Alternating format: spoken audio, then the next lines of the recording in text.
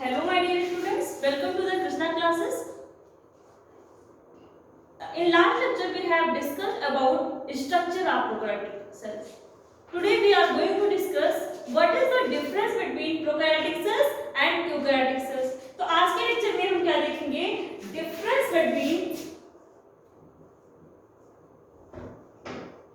between prokaryotic and eukaryotic cells.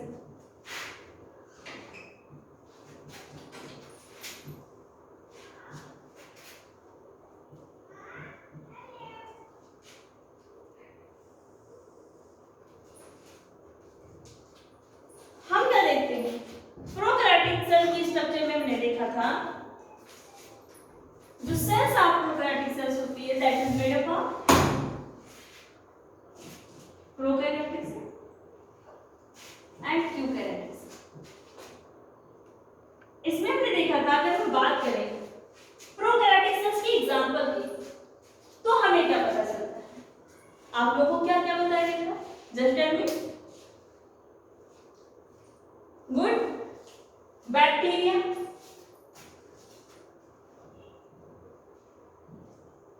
Eubacteria,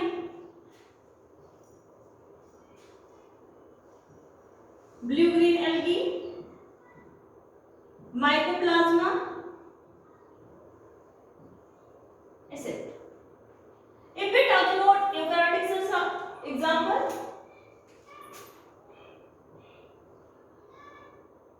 protist, plantae, animalia, सारे animals and fungi.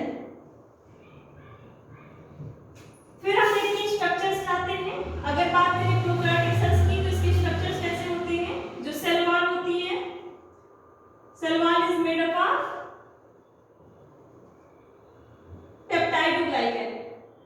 Please tell me that in prokaryotic cells which is two common peptidoglycan?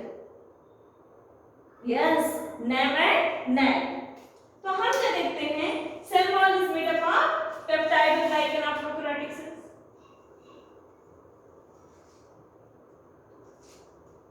जबकि आपके eukaryotic cells की जो prokaryotic जो cell wall होती है वो किसकी बनी होती है? Cell wall is made up of cellulose, hemicellulose,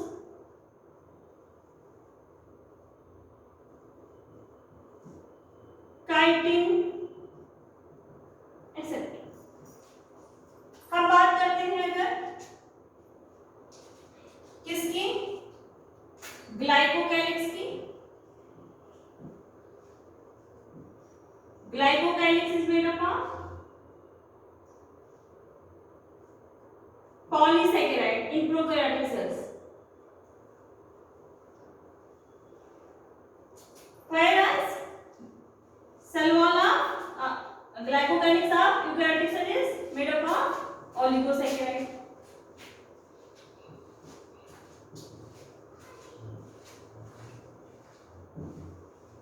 Oligosaccharide.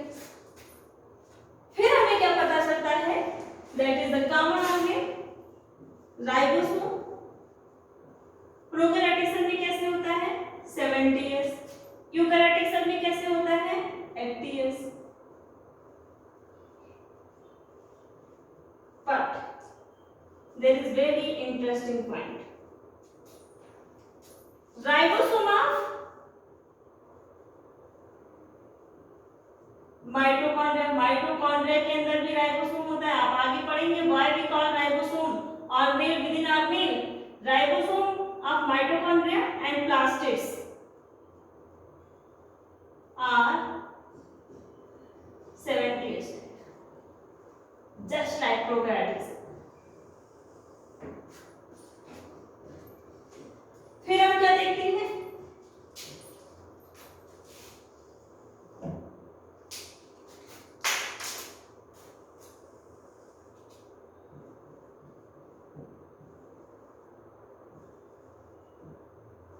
Eukaryotic cell. फिर हम क्या देखते हैं? फ्लैजमा होता है 9 प्लस 2 अरेंजमेंट का होता है। आगे जब हम सेंट्रियोल पढ़ेंगे हम देखेंगे what is the 9 plus 2 arrangement and flagella eukaryotic cell 9 plus 0 arrangement.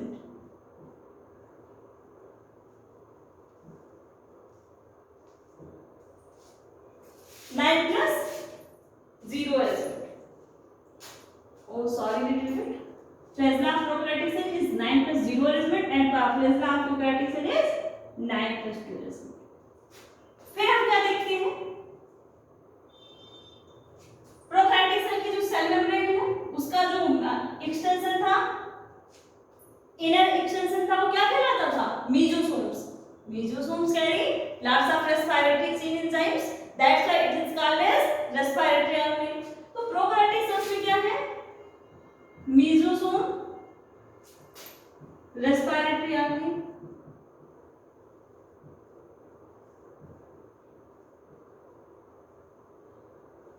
and eukaryotic cells mitochondria, respiratory organ. That's why mesosome also called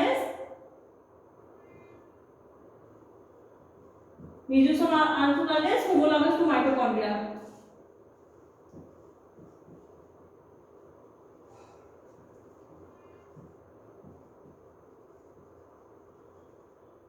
फिर हम क्या देखते हैं? प्रोकैरियोटिक सेल में सारे जितने भी आपके ऑर्गेन थे सारे साइटोप्लाज्मिक तैर रहे थे, उस किसी के ऊपर मेम्ब्रेन नहीं था। जबकि आपके यूकैरियोटिक के अंदर जो सारे भी ऑर्गेन होते हैं वो क्या होते हैं? मेम्ब्रेन बाउंडेड होते हैं। और ये क्या नहीं है? प्रोकैरियोटिक सेल्स में मेम्ब्रेन बाउंडेड नहीं होते। तो आपके हम क्या लिखेंगे? There is no membrane bound organ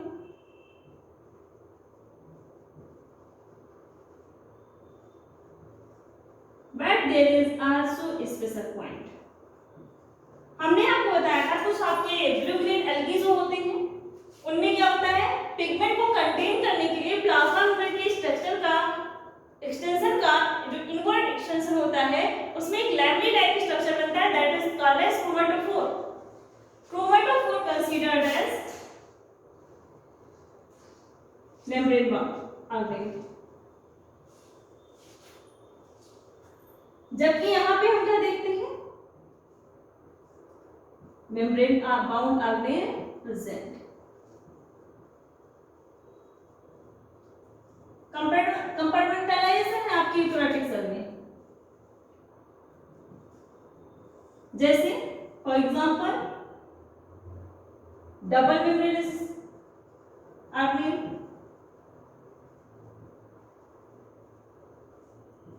double membranous organ just like mitochondria, plastids, nucleus. ऐसे हम बात करें तो इसमें आपके क्या होते हैं? सिंगल मेम्ब्रेनस भी हो सकते हैं,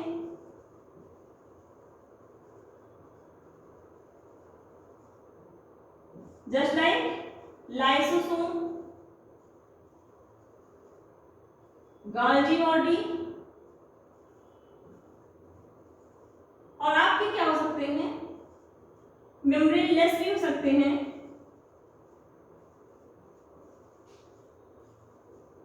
क्या क्या है वो? Ribosome and centriole. स्क्रीनशॉट ले लीजिए आप लोग.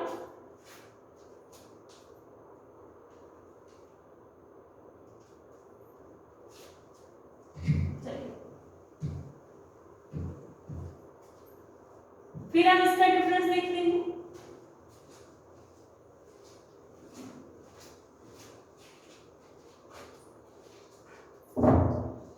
जो आपके प्रोकैरियोटिक सेल्स का मल्टीप्लिकेशन है कैसे होता है? अमाइटोसिस के थ्रू. अमाइटोसिस मल्टीप्लिकेशन होता है, जबकि यूकैरियोटिक सेल में कैसे मल्टीप्लिकेशन होता है?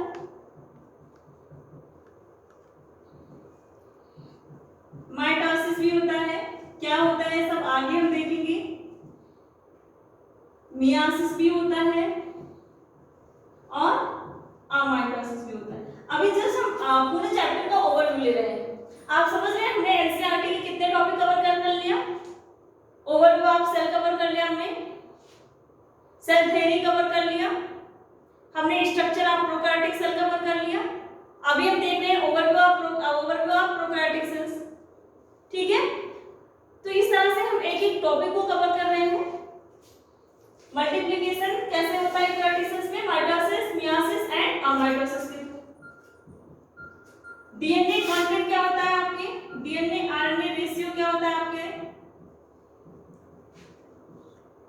प्रोकैरियोटिक सेल की अगर हम बात करें, अगर हम प्रोकैरियोटिक सेल की बात करें तो कैसे होता है, 1:2 रेशियो होता है। अगर हम यूकैरियोटिक सेल की बात करें तो डीएनए आरएनए का रेशियो कैसे होता है, 1:1।